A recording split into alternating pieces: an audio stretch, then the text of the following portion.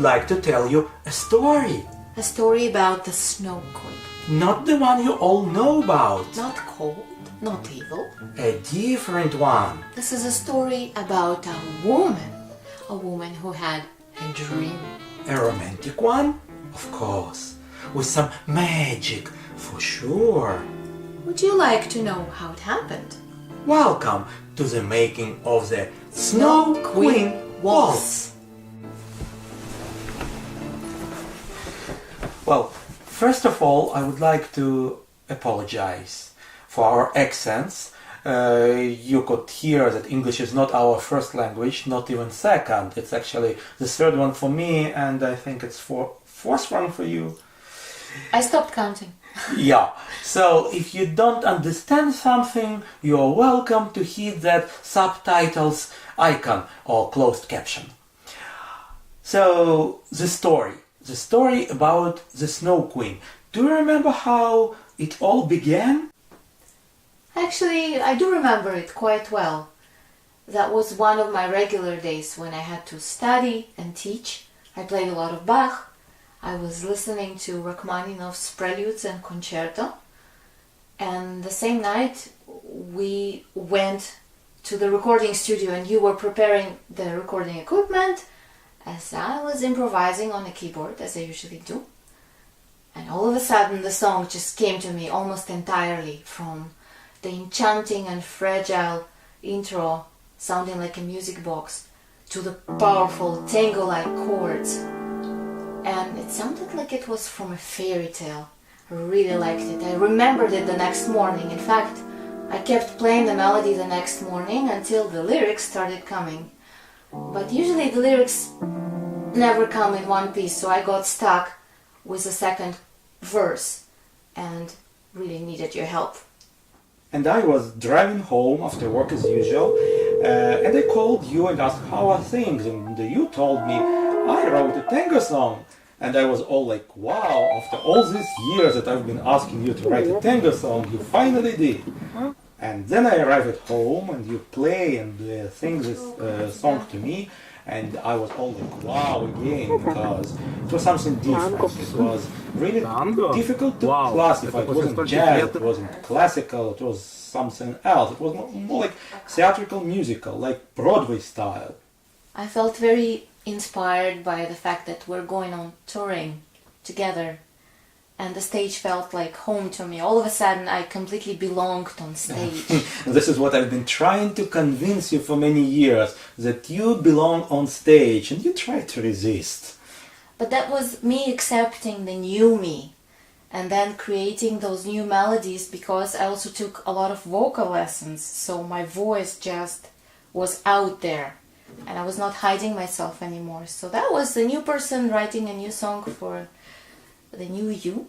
And I felt like there is something special about this song, the way you were thinking it. It was totally different from your other songs. But I immediately, what I did, I wore my producer's hat. And I started criticizing, of course. I just... I read through your lyrics and I really liked it. It's really story, like, really complete story. But some lines, of course, caught my attention, like curtains fall like all my broken mirrors. First of all, this verse you didn't finish it, so we had to complete this verse. But also, I didn't really understand it. Curtains fall like all my broken mirrors. What does it mean? Mirrors fall and then they are broken, and you threw something at the mirror and it's breaking apart, so the pieces of broken mirror fall down. But broken, like you have a broken mirror and then it falls down, it just didn't make sense to me. And what did you do when you heard me saying it? So, after I listened to the song a couple of times, two ideas started rolling in my head. The first one was about the music. I heard a full orchestral arrangement for this song, and I also heard the saxophone in it. And I knew it right away, you are not going to like it. Well, at least you didn't bring the accordion and you so like to push it in all the scores that we make. And you could do the ukulele too, but... No. Come on. I don't play ukulele when someone can see it, except when I post it on Facebook. Right. Normally I make my piano sound like a full orchestra. That's an upside or downside of being a soloist. But in this case, I had to agree. The song certainly would benefit from a classical orchestral arrangement, or moreover a classical crossover arrangement, because I could never fit into a certain box with my style. Well, at least we agreed on this first idea without arguing much. That's a good sign. And the second idea was about the visual side of things. I felt like this song actually deserves to have a professional video. Not another homemade video that we have done before. Yeah, our filming techniques have evolved, and we got more actors than just you in our videos. We involved our kids, we involved our friends, and the film editing techniques also evolved. But no real scenario was written for any of those homemade videos. It was more like, let's go somewhere and shoot some random scenes and then just merge them together in some random way. This time I wanted to make it different. I was actually liking what we did before with spontaneous video shoots and just a snap of ideas, because I'm that kind of person myself. I love to improvise. However, I started to like the idea of composing, putting more effort into it. And of course, it's only possible with collaboration, with such mind as yours. You, having a software developer mind, being able to put things together for us, to coordinate, to organize, and to make things happen. Oh. So I really love it about you. You love it and I love it. Oh, you're gonna make me cry now. But I must say that this idea of making the professional video for one of our songs, it has been brewing for some years now. But it was more like, what's the word? More like a dream. One day I want to make a professional video, but when that one day is going to happen, I didn't know, I didn't have any idea about that. But then a couple of years ago, I saw other independent musicians, independent songwriters making actually professional videos, not just random flashing scenes the way we did it before, like let's go and film some scenes and then assemble them together in one way or another. They actually had a story. They had a story in each video. It was some short film set to their music, set to their songs. And this is what I really loved. And when I learned that they all did it independently without any support of any label, this is when I believed that we can do something like this ourselves. This was the time when I told you, Milana, we can do it. We can do it, and your songs actually deserve it. I remember when you said that it's all possible and laid out a plan, you were talking with such a voice and your eyes had this crazy sparkle. Now that's a compliment, crazy sparkle. You always have this combination of pragmatic mind and absolutely crazy but fantastic ideas. I don't even know which one comes first. Well, that's a mystery that will never ever be solved. Well, so about the song. This time I wanted to do it the proper way, the professional way. I mean, to start from writing the scenarios and to hire a video crew and think about costumes and makeup and decorations and everything. But first we really needed a story. And it was obvious from the very beginning that it's a winter story, Snow Queen Waltz. And we needed a plan. When are we going to release this song. And again, since it's a wintry song, it would be really weird to release the Snow Queen Waltz somewhere in March or April. I mean, or even in August, like even weirder. So the only obvious choice was to release this song in winter, next winter. It was December 2016, so I thought that next winter of 2017 would be a good time. And I thought that, well, maybe a week before Christmas, when people are getting into that Christmassy mood, but they're not off to vacation. Yeah, they're not off to vacations just yet. So before the Christmas break, well, you see how sneaky I am. I naively thought that 1 year from December 2016 to December 2017 is enough to make it happen. I naively thought so. And we actually did it. We actually did it in 1 year. We produced this theatrical video. But gosh, this was a challenge. But anyhow, I mentioned the story. Yeah.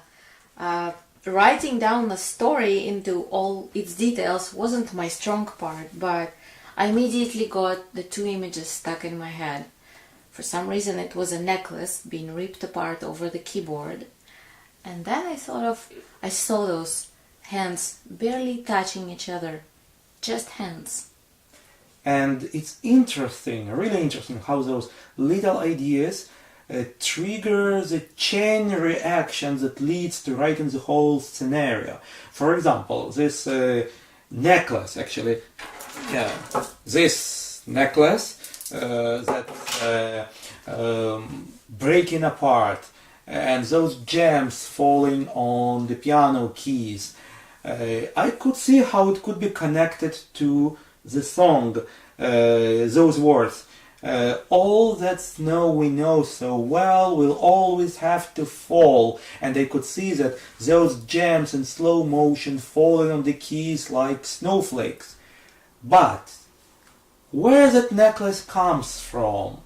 I mean, nothing in the song actually suggests any story behind it, where the necklace comes from. See, that's the main difference between us. I don't really care where things come from. They just come and I like them in short snaps. But, ironically... No. I knew it right away that for this song we can't do it. This song got a strong story. And we had to preserve the continuity of it.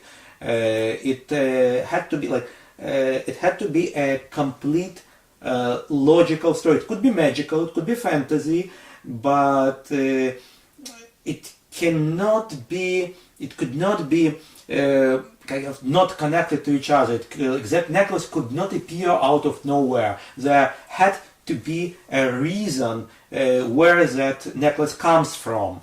So now I don't really remember who proposed this idea first, to bring your mom into the story and make her to make this necklace. Do you remember who brought that idea and how it came at all? It was probably because she's making all of my jewelry, and to have her hands involved in the picture and in the story is just quite magical to me. Might be that connection, like jewelry, and she makes the jewelry, and then I got carried away because this is how my mind works. Pragmatic and some crazy stuff. So I thought, let's have some time travel twist. Like, let's have your mom to play the future version of you, the grown-up you. And she's sitting by the piano and making this necklace and putting it on the keys like she's sending it through time to you, to the younger you, to the current you. And then you picking up that necklace from the same keys, the younger you. And this is kind of a time loop. It's a magic. I truly love those. To me, everything we do and the handmade jewelry especially is real magic. Well, then we were on the same page, but since we agreed on this path, we had to adjust our plans because your mom comes every year, and this year actually, not that year. This year she planned to come in August, so we had to get ready for August, and that also meant that we had to find someone to do the cinematography by that time. But never mind, I'm just jumping ahead. What was the other idea? The first one was about the necklace, and the other one... The barely touching hands? Yeah, right, the hands. So it also gave me some ideas. I mean, barely touching the hands. What if we put the curtain in between? Like curtain and two hands trying to touch other through the curtain, and that curtain starts falling down in slow motion, and here it comes. The suspense, the one who is watching this story expects to see who is there, and the moment this curtain falls, it all fades out, and this is the end of the story. Because this whole story, what is it about? It's not about, it's a love story, obviously, but this is not about an existing relationship. It's not about an existing love. It's more about a dream. And that scene, that image would make it a great dream, like barely touching, curtain falls, but you cannot see who is behind the curtain because it's a dream and you cannot really touch the dream. So again, that ending, the curtain falls, fades out, and this is the open ending. But I deliberately did it in music too. I left the end completely open and hanging. We never got to the home note, and I wanted to create that tension and leave the listener with trying to hear the last note, but it's not there. You cannot touch it. Because for me, music is a very spiritual experience, and for me it's like a prayer. So I don't think it ever ends.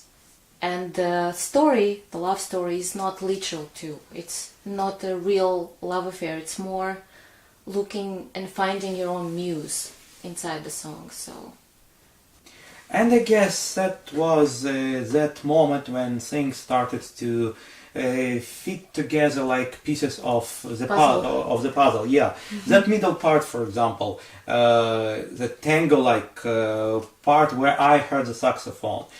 So I thought, what about the idea to bring a real sax player into this video, and also not straightforward, but to put him behind the curtain, also as a silhouette, as a dream that you are chasing, you are trying to find, you are trying to touch, but you never really able to touch it because he's a silhouette, he's behind the curtain. I was a little hesitating about this idea of saxophone player at first, because to me songs started losing the ephemeral feel of it. But well, then, it's a sax player, and the curtains, yes, the curtains. The curtains are nice to me because I'm a very introverted person, so I like to hide behind things. And then this idea of me being a main actor, it was horrifying. I told you a couple of times that you should act the Snow Queen. I'm hiding behind the instrument. And I would, but the beard, I would make it pretty surreal Snow Queen. But anyways, I mentioned before how other independent musicians inspired me. And I would like to mention one particular name, Jennifer Thomas. We got to know her like 2 or 3 years ago, and I immediately paid attention to her music videos. It was really something great. I couldn't believe at first that an independent artist can create something like this without any support of label. Her videos are really short films set to her music or her arrangement of some known classical compositions, and this is what I want to mention. Her video, her interpretation for The Sugar Plum Fairy Dance. Yes, the Sugar Plum Fairy Dance. Okay, that video in general triggered my thoughts, my desire to make something similar. Not the same style, not the same genre, more like the same idea of creating a visual story set to music. So to the video itself, there is one key moment for me. Just look at this moment. You see the toy doll sitting by the piano, and here, bam, moment of transformation. She becomes alive, a live doll. This moment of transformation is what magic is for me. Transformation from something ordinary to something extraordinary, to something magical, something unexpected. And I saw the same, like I visualized the same in the Snow Queen Waltz, in your song. The transformation of an ordinary woman sitting in a dark room, telling her dream, her romantic dream, and then turning into her dream, transforming into the Snow Queen. So this moment, this transformation, even the words, the lyrics of the song suggested, this is where I cast the spell. This is a spell cast through music, the spell that turns you into the Snow Queen. So it actually took me a full year to go through a full transformation to become the Snow Queen. And I told you that I'm, not just you, that I'm going to regret that. Yeah. Well, the transformation wasn't easy. It was, in fact, quite painful and long. I had to change the way I thought, I moved, I looked, even my posture. It was horrible, and now it's, well, from time to time it's better.